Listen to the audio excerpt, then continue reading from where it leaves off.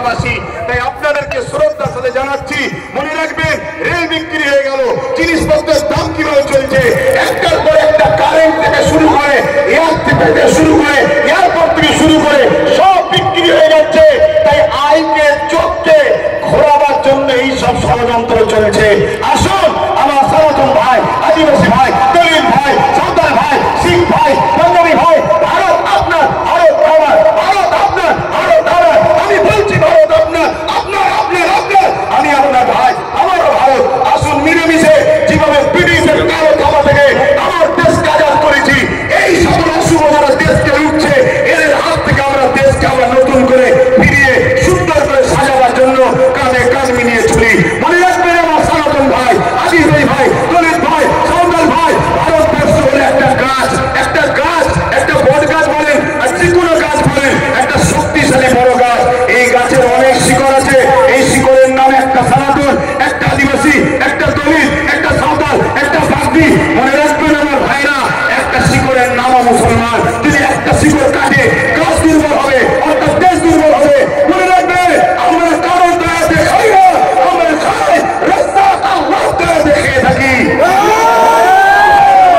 এখানে মনে রাখবেন আজকে সব ষড়যন্ত্র চলছে, এই ষড়যন্ত্র থেকে আমাদেরকে খুব বুঝে বুঝে পা ফেলতে হবে। তাই এই লড়াই হিন্দুদের বিরুদ্ধে নাকি আদিবাসী, সাঁওতাল, বাগদি, খ্রিস্টান না, কোন ভারতীয়দের বিরুদ্ধে লড়াই নয়। এই লড়াই সংবিধানের পক্ষে, সংবিধান মিটানোকারী কেন্দ্র সরকারের বিরুদ্ধে আমাদের এই লড়াই।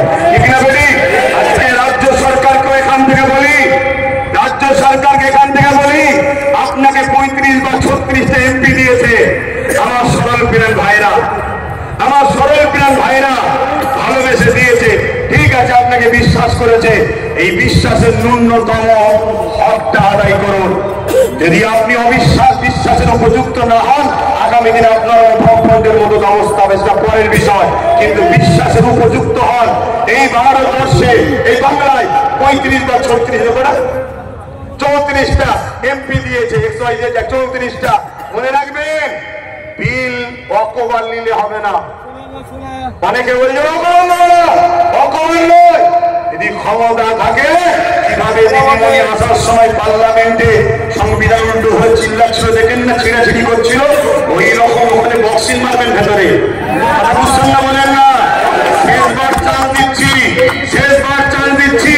এই লড়াই সংবিধানকে বাঁচাবার লড়াই, শুধু মুসলমানদের লড়াই নয়, সংবিধানকে বাঁচাবার লড়াই। আপনি সংবিধানের স্বার্থে করেন, আমাদের ভালো যদি নাও চান, কমসে কম সংবিধানকে তো ভালোবাসেন, সংবিধানের স্বার্থে করেন। আরেকটা কথা রাজ্য সরকারকে বলে যায়, সেটা হলো এটাই, আপনার অনেক আইবি লোক আছে, পুলিশ বন্ধুরা রয়েছে, খবর আপনাদের কাছে চলে যাবে ঠিকই। শ্রদ্ধার সাথে বলছি, যে ওয়াদা করেছিলেন ওয়াকাফ ফিরিয়ে দেব, এই ওয়াকাফকে ইমিডিয়েটলি ফিরিয়ে দেন।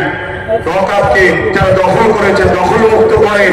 এ কথা যখনই বলা হবে, রাজ্য সরকার কি বলে জানেন? যে